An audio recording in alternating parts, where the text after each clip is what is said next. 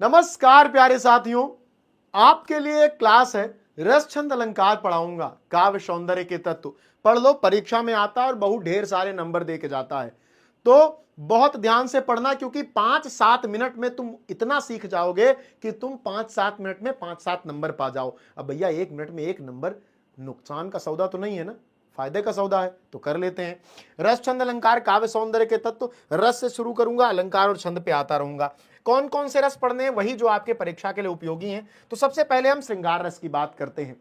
अब आपको यह जानना है, केवल 2 चीजें आपको जाननी है। क्या? एक तो आपको रस जानना है और दूसरा उस रस का अस्थाई भाव जानना है। देखो ये सब तो कक्षा 8, 9, 10 में खूब रट चुके हो, तो चलो कमेंट करके एक बार मुझे बताओ कि श्रृंगार रस का अस्थाई भाव क्या होता है। साथ ही यह भी बता दो कि हास्य रस का अस्थाई भाव क्या होता है और वीर रस का अस्थाई भाव क्या होता है। और एक का और बताना है तुम्हें, क्या? शांत रस का अस्थाई भाव क्या होता है। थोड़ा कठिन होता है शांत रस का ना, ये भी बता दो। एक और बता दो, करुण रस का अस्थाई भाव क्या होता है। अच्छा, तो 5 हो गए, चलो ठीक है, इतने ही पढ़ लेने हैं। तो इन सब का अस्थाई भाव कमेंट सेक्शन में लिख दो, तो मुझे भी मजा आ जाएगा, लगेगा कि भाई ऐसे बच्चों को पढ़ा रहा हूं जो ज्ञानी व्यानी है। मूर्खों को पढ़ाना बहुत बल का काम है, मुझसे नहीं हो पाता। ज्ञानियों को पढ़ाता हूं जो जल्दी समझ में आ जाए। तो सबका अस्थाई भाव बता दो, और मैं तुमको एक ऐसी रस की परिभाषा बताऊंगा जो सभी रसों पर केवल अस्थाई भाव और रस का नाम बदल देने मात्र से सब पर लागू हो जाएगी। जैसे आपके सामने श्रृंगार रस की एक परिभाषा है। आपके परीक्षा में परिभाषा और उदाहरण, यही 2 चीज पूछता है। जान लो, जीवन भर काम आएगा। परिभाषा क्या है? रति नामक स्थायी भाव जब विभाव, अनुभाव और संचारी भाव से पूर्ण हो, रस की निष्पत्ति करता है, अर्थात रस को पैदा करता है, तो उस रस को श्रृंगार रस कहते हैं। उस रस को क्या कहते हैं? श्रृंगार रस कहते हैं। अब श्रृंगार रस के साथ एक परेशानी है, श्रृंगार रस प्रेम का रस है, तो ये रसों का राजा हो जाता है। भाई प्रेम प्रेम हमेशा राजा आदमी करते हैं, तो श्रृंगार रस रसों का राजा हो जाता है। श्रृंगार रस में 2 भेद होते हैं, यानी श्रृंगार रस 2 प्रकार का होता है। एक संयोग श्रृंगार, जब प्रेमी प्रेमिका, नायक नायिका मिलते हैं, और एक वियोग श्रृंगार, जब इनमें ब्रेकअप होता है। पैचअप, संयोग श्रृंगार, ब्रेकअप, वियोग श्रृंगार। तो आपको 2 उदाहरण इसके लिए याद करने पड़ेंगे। पहला संयोग श्रृंगार, जहां नायक नायिका का मिलन होगा, नायक और नायिका का मिलन, नायिका का मिलन, ठीक है। कौन हो तुम वसंत के दूत, विरस पतझड़ में अति सुकुमार श्रद्धा। कामायनी जो जयशंकर प्रसाद ने लिखी है, उसमें मनु श्रद्धा से पूछते हैं, जब अचानक दोनों लोग मिल जाते हैं जंगल में, लड़का लड़की अकेले, इतने दिन बाद मनु को लगा था भैया दुनिया में कोई जिंदा नहीं है, अचानक से सुंदर लड़की आ गई। तो पूछ रहे हैं कि कौन हो तुम वसंत के दूत, हे वसंत के दूत के समान दिख रही सुंदर स्त्री, तुम कौन हो? विरस पतझड़ में अति सुकुमार, इस नीरस पतझड़ में, बिना रस वाले सूख रहे पत्तों के बीच में तुम इतनी कोमल लग रही हो। घन तिमिर में, घने अंधकार में चपला की रेख, बिजली की किरण के समान प्रतीत होती हो। तपन में शीतल मंद बयार, और खूब घनी गर्मी में, चिलचिलाती गर्मी में मंद बयार के समान, हल्की बयार के समान, हल्की हवा के समान लग रही हो।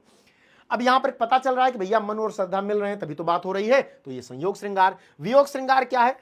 एक ठो बहुत बड़ा महाकाव्य लिखा गया, हिंदी का प्रथम महाकाव्य कहा जाता है प्रिय प्रवास को। तो उसमें हरिऔध जी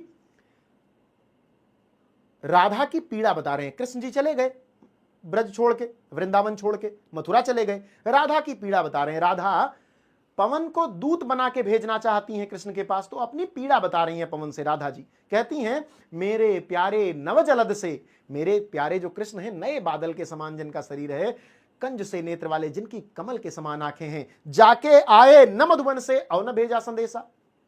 मधुबन से चले गए, वापस भी नहीं आए और संदेश भी नहीं भेजा। इंस्टाग्राम और व्हाट्सएप था नहीं, चिट्ठी भेजनी थी, भेजी नहीं, बाद में खैर उद्धव को भेजते हैं, लेकिन तब तक बहुत देर हो चुकी होती है। जाके आए न मधुबन से और न भेजा संदेशा, मैं रो रो के प्रिय विरह में बावली हो रही हूं। बावली माने पागल, मैं अपने प्रियतम के विरह में रो रो कर पागल हुई जा रही हूं। जाके मेरी सब दुख कथा श्याम को तू सुना दे, जाओ मेरी सारी पीड़ाएं कृष्ण को सुना के चली आओ। तो भैया ये हो गया वियोग और ये हो गया संयोग। अब आप समझ गए, ये तो 2 था, इसलिए मैंने आपको थोड़ा देर लगा दिया समझाने में, बाकी तो चुटकी में समझ जाओगे। हास्य रस, हास नामक स्थायी भाव विभाव, अनुभाव और संचारी भाव से पूर्ण हो रस की निष्पत्ति करता है, तो उस रस को हास्य रस कहते हैं। अब देखो, अगर मैं तुमको यह परिभाषा दिखाऊं और यहां पर अगर मैं श्रृंगार रस को गायब कर दूं, मैं यहां पर श्रृंगार रस को गायब कर देता हूं, ठीक है, और यहां से मैं रति को गायब कर देता हूं, और यहां पर मैं एक येलो पेन से लिख देता हूं हास, अरे यार पतला कर लूं थोड़ा सा, हास, और यहां लिख देता हूं हास्य रस। अब तुम इस परिभाषा को पढ़ो, हास नामक स्थायी भाव जब विभावानुभाव और संचारी भाव से पूर्ण हो रस की निष्पत्ति करता है तो उस रस को हास्य रस कहते हैं। सेम परिभाषा हो गई जो यहां पर हास्य रस वाली है, यानी एक जैसी परिभाषा है। इसी प्रकार तुम आगे आ जाओ, शोक नामक स्थायी भाव जब विभावानुभाव और संचारी भाव से पूर्ण हो रस की निष्पत्ति करता है तो उसे करुण रस कहते हैं। सेम परिभाषा। ऐसे ही आप वीर रस पे आ जाओ, उत्साह नामक स्थायी भाव जब विभावानुभाव और संचारी भाव से पूर्ण हो रस की निष्पत्ति करता है तो उसे वीर रस कहते हैं। इसी प्रकार आगे आ जाओ, शांत रस, निर्वेद नामक स्थायी भाव जब विभावानुभाव और संचारी भाव से पूर्ण हो रस की निष्पत्ति करता है तो उसको शांत रस कहते हैं। अब आपको यह तो पता चल गया कि भैया परिभाषाओं में सबके केवल स्थायी भाव और रस के नाम को परिवर्तित करना है, लेकिन उदाहरण सबका याद रखना है। जैसे हास रस का उदाहरण, हाथी जैसा देह, गेंडे जैसी चाल, तरबूज जैसी खोपड़ी, खरबूजे से गाल। स्क्रीनशॉट ले लो, या छोटी सी वीडियो है 5 मिनट की, इसमें क्या स्क्रीनशॉट लेना, 2-3 बार रिवाइज कर लेना, 20 मिनट निकालो, 5 मिनट में 3-4 बार देख लो, हो गया रिवाइज। आगे आ जाते हैं, करुण रस दुख का रस है, शोक नामक स्थायी भाव। बहुत सारे बच्चे कंफ्यूज हो जाते हैं कि सर वियोग श्रृंगार जो है उसमें भी पीड़ा है, करुण रस है उसमें भी पीड़ा है, तो कौन सा वियोग होगा कौन सा करुण होगा? जहां पर नायक नायिका अलग हो रहे हों, जहां पर प्रेमी प्रेमिका अलग हो रहे हों, जहां पर स्त्री पुरुष अलग हो रहे हों, उस वजह से पीड़ा पैदा हुई हो, वो संयोग श्रृंगार है, वो वियोग श्रृंगार है। और जहां पर किसी के घायल हो जाने, किसी के मर जाने से, किसी वस्तु के गायब हो जाने से पीड़ा हो रही हो, वहां पर करुण रस है। हे आर्य रहा क्या भरत अभीप्सित अभी, ये कहां का है? ये साकेत का है, जो मैथिली शरण गुप्त ने लिखा है। मैथिली शरण गुप्त भरत कहते हैं किससे? राम से, पीड़ा में भर करके, हे आर्य, हे बड़े भैया, क्या रहत भरत अभीप्सित अभी, क्या भरत की अभी भी कोई इच्छा शेष रह सकती है? मिल गया अकंटक राज उसे जब, तब भी, जब उसे अकंटक राज, बिना कंटक वाला राज्य मिल गया, तब भी क्या कोई इच्छा उसकी शेष रह सकती है? पाया तुमने तरुतले अरण्य बसेरा, रह गया आप अभीप्सित शेष तदपि क्या मेरा। तो ये करुण रस है, क्योंकि भरत राम के जंगल चले जाने से पीड़ित हैं। यहां पर स्त्री पुरुष नहीं है, भाई भाई का प्रेम है और उसके बीच करुणा है। वीर रस क्या होता है? उत्साह नामक स्थायी भाव। अब वीर रस के तो बहुत से उदाहरण हैं, मैंने आपका लिया है शिवा बावनी से, शिवा बावनी जो शिवाजी के लिए लिखी गई है। साज चतुरंग सैन अंग में उमंग धारी, सरजा शिवाजी जंग जीतन चलत हैं, ये हो गया। या फिर भूषण भनत नाद बिहद नगारन के। अब इसके अलावा आपका ये भी हो सकता है कि आप बुंदेलेहर बोलों के मुख हमने सुनी कहानी थी, खूब लड़ी मर्दानी वहां तो झांसी वाली रानी थी, ये आपका हो गया।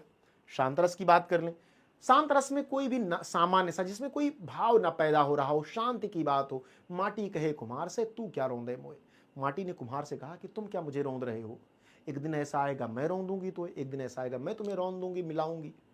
सामान्य सी बात है, माटी और कुम्हार में कोई लड़ाई थोड़ी ना है, तो ये शांत रस हो गया। इस प्रकार से आपको हर एक का एक एक उदाहरण और एक एक परिभाषा याद कर लेनी है। ये आपका रस हो गया। छंद पर आ जाते हैं। चौपाई छंद, यह एक सममात्रिक छंद है, इसमें 4 चरण होते हैं, इसके हर एक चरण में 16 मात्राएं होती हैं।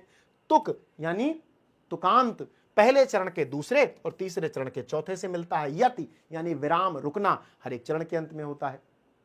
उदाहरण, यही विधि राम सब ही समझावा। अब यहां पे हम लोग रुके तो ये यति हो गया। गुरु पद पदुम हरस सिरनावा, समझावा और नावा एक जैसा है, ये तुक हो गया। तो ये पहला चरण है, ये दूसरा चरण है, पहले चरण का दूसरे चरण से तुक है और तीसरे चरण का चौथे चरण से तुक है। मनाई और रघुराई। अब आप, मैंने कहा कि 16-16 मात्राएं होती हैं। आपको पता है कि छोटा, छोटी, छोटाऊ की मात्रा जहां होती है वहां एक मात्रा, बड़ा आ, बड़ी ई, बड़ा उ, ए, ऐ, ओ, औ की जहां मात्रा होती है वहां 2 मात्रा। तो यही विधि राम सबहि समझावा, यहां बड़ा की मात्रा है तो 2 मात्रा, यहां बड़ा 2 मात्रा।